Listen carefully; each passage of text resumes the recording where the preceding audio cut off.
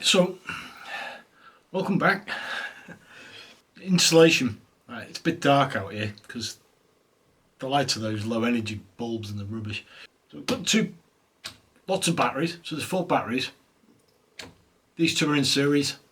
These 2 are in series. Series is negative to positive. Negative to positive. But now we're going to make them parallel. You take the negative from this one and attach it to the negative on this one, and then the positive from this one to the positive to that one. Before I go attaching this, I've got to take that cable back off, this red one. The reason this is down here, because this isn't a very long cable. I did put it up there at head height, and then when I loaded the cables down I realised it went low enough. And I didn't want the batteries right up here, I want the batteries close to the floor. They're on a stand. I've built a box stand, heavy duty box stand from 6x2. So what you got to remember is each battery is 30 kilograms. So that's 120 kilograms. So that, you can't make that a bit of plywood and that and just hope for the best, because it's not going to work. Right, so that's them 2 done. So now I'm going to take this cable out, this positive cable, and cut it in half. Because I need to add a fuse, 120 amp fuse to the positive end on here, on a breaker, fuse breaker. I'll show you. Right, so that's it there. So when you test it, press that button there. That pops down, cuts the power. That's what happens when it trips. So anything over 120 amps, it'll trip. Just push it back up, and it's back active again. So you need to take this power, this positive, cut it in half, add one half to there, the other half to there. That goes to the batteries, that goes back into the inverter. That's a theory anyway. Now what I'm setting this up now. What eventually this will be boxed in, the batteries will be boxed in, and then that'll have a little cupboard to itself as well. Right, so that's the positive cable. So I'm going to cut it halfway, strip it, put 2 crimps on it, and then attach it to that, and then that end back up there, and that end on the batteries. I won't show you this, it's only cutting cable, it's not exciting. Right, so cut the cable, I've crimped them, and I've insulated them as well, just to make them look a bit OEM, professional, by me. So we'll add this back up there to the inverter. It's just a waterproof cap. Unscrew that little nut and the star washer on there, or lock washer or something called it. So now it's ready to be all connected. So we need to connect the batteries first before we connect any of this. But I'm going to screw this onto the wall. 2 secs, let me get a couple of screws. So let's put the trip switch back in. So that's on. So now we can power that on. Hopefully. Where's the power switch? There we go. On. The fan will go off in a second once it's figured itself out.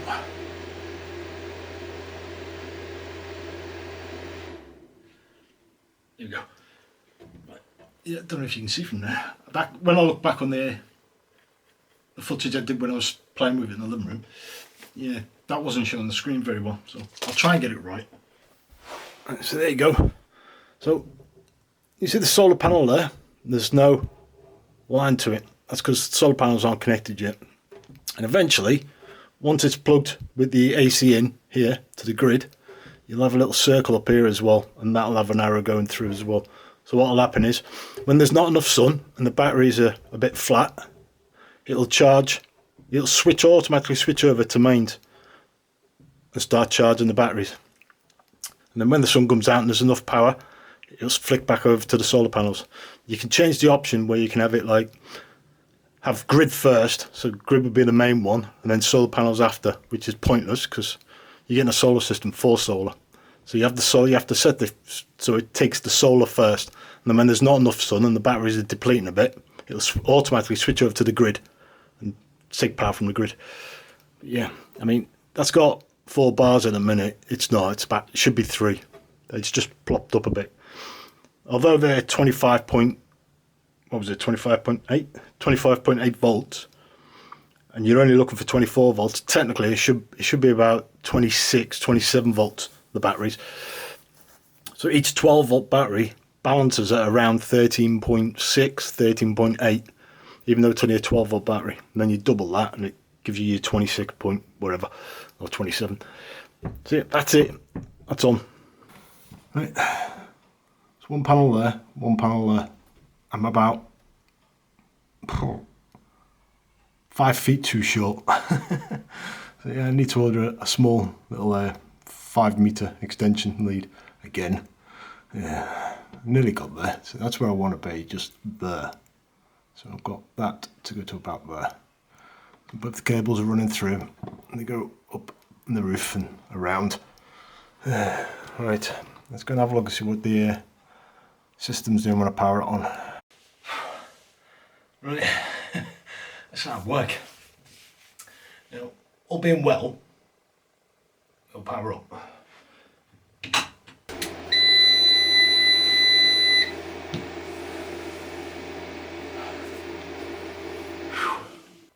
Right, so you can't see, can you?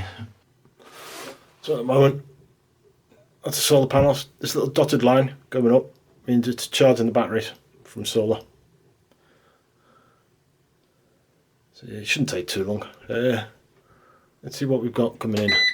So we've got 77 volts, 79, nearly 80. Input 20 watt, 24. Now it will go up and up. I haven't lined the solar panels up anyway, as you've just seen previously. But 140 watt. Yeah, the battery's charged already. Now, it's not normally that quick. It's because I haven't used the batteries. So they'll only drop a little bar, but it's literally seconds to charge it up. But once it's actually running, it's going to take a lot longer than that. That was what, 10 seconds to charge them. Yeah, that's not the thing. It was just topping up. So I can leave that now. That's all active. I can actually leave it on and do its own thing. Although it's sucking in power, it's not chucking it into the battery now because the battery's fully charged, so it'll stop.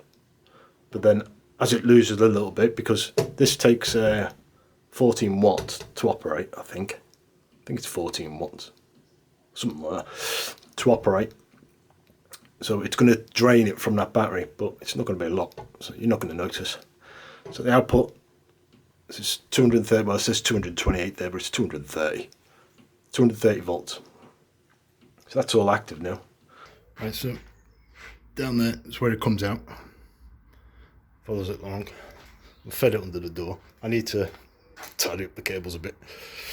Comes up, straight up, across that way, and then goes out. So it's a bit windy out there, but I'll try and protect you. Stand here for a minute. See if we can see it. So it's up here. So I need to clean it all up because it's a bit droopy. It goes up down there. Now we can get up here. I've built a frame, pressure treated. You can see the sun there. There's the sun shining on it, reflection. Pressure treated frame, and then they're hooked on, both of them, and it ain't going anywhere. The wind won't blow that over, it weighs a ton. Then it's on an angle, so it's angled nicely. And there's all the extra cable, which I need to tie wrap up. And the extension lead, the other extension lead I needed, came about half hour ago, so just hooked them all up, got them all finished and ready. So that's it. And come back down there. We'll power it on. It's quite a walk. Oh, and this is Molly. Yeah, thanks, Moll. Hang on, let me feed her because that's what she's here for. Right, I've been chasing what the problem was. When I plugged the solar panels in, they weren't showing up. Come on, focus. Just look on that. Right, they weren't showing up. What it was, one of the connections out on the new extension, yeah, connection wasn't. There's a little silver pin, I'll show you in a minute, silver pin what goes through, male and female, they plug into each other. Well, the female one was not there, it's been pushed right through, so I had to take that off and put a new one on. Luckily I had spare ones. Anyway, so there you go, battery's already charged, because like I said, it was only just topping it up. That's it, the solar panel's all connected, They're all in where the place I need to be. So 78 volts. And this is what free energy looks like. So over here, and the PV is the solar panels, and its input voltage 78.6, and the watts what are coming in 48 watts. Although those panels are rated to 690 watts, if the battery's full, which it is, it diverts the wattage straight through to whatever's plugged into it. And at the moment, I'm only consuming 48 watts. And I've got the fridge, the computer, the TV, and charging the phone, which is here now, which isn't charging, but it was. And it only went up to 56 watts. So over here, this is the output from the battery. As you see, there's nothing coming from the battery. It's diverting straight from the solar panels, straight through to the utility stuff. Well, you can see a little drop here. This is called a trickle charge. That's what it's doing. It's just trickling it and then diverting it back to the utilities what plugged in. That is free energy. Now, obviously, because the sun's out, even when it's overcast, that low of wattage, it'll still work. But at night, no sun, no light, that won't work. So it'll draw from the battery then. But with the batteries being 100%, and I'm only using that much, I could literally leave the TV and computer on all night, and the batteries will still be fine. Bear in mind, the TV I've got plugged in is only a 60 watt TV. Now that's its maximum rating, so if I had everything using on it, like the DVD player and everything going on it, it would probably use the 60 watts, but it doesn't. It only uses about 20 watts, 25 watts. It's a low grade one. And the computer is not the big tower PC, it's one of those small miniature box PCs, which is an i5, so it's still plenty to do anything on. So there you go, free power, costing me nothing. Now I checked the electric meter this morning, and it was on £157.78. I've just checked it now, which is like 4 hours later, and it's still on £157.78. So it hasn't moved at all. And I've had stuff on. Now, I did boil the kettle, connected this to boil the kettle, and it freaked the batteries out. But obviously, because that's a 1200 watt. But as soon as it finished boiling, the batteries took about 5 minutes to top up again. So that was it, back to normal. And again, like I said, back to normal, free energy now. So it's just diverting it straight through. Cool. Right. Everything down here is plugged in on mains, apart from the boiler. You know, the boiler only uses probably about 10 watts because it uses an ignition source. That's it. After that, it's just gas running through it. So I'm presuming about 10 watts, maybe 20, worst case scenario. But that's solar. So it goes directly to the inverter. And it comes round to that down there. So it runs the TV and the computer, and I can charge stuff off of it, no problem. Into the kitchen, and we got this one for the fridge freezer, which runs when it kicks into bring it soft down temperature. Uses about 80 watts. But it only uses about 80 watts for about 5 minutes. So yeah, so 5 minutes every hour, I'd say. But this is an old fridge freezer, so I might upgrade the fridge freezer as well, and then it'll use even less wattage. I have been charging my drill batteries and stuff on here as well. That's a mains one, so the toaster is in here, but I can put the toaster into here. That runs through the wall, through there to the inverter. We go round to the inverter. Right. So there's the inverter. So now the 4 batteries, we're in 2 series. two 12s equals to 24, two 12s equals to 24, and then they're both parallel running up into that. That lead there goes through the wall, and that's the plug socket in the kitchen for the fridge freezer. And then there's another cable, that one there, which runs down and goes to the dining room-ish. I don't dine in it, but dining room for the TV and computer in there. And then there's main TV and computer over there, which I only put on in an evening if I want to watch a film anyway. So I won't, apart from editing this video, because my software's on that one, not on the other one. So yeah. So now electricity, I've been watching it over the few days. This morning when I got up at 6:30, that was on 155.27, so £155, 27p.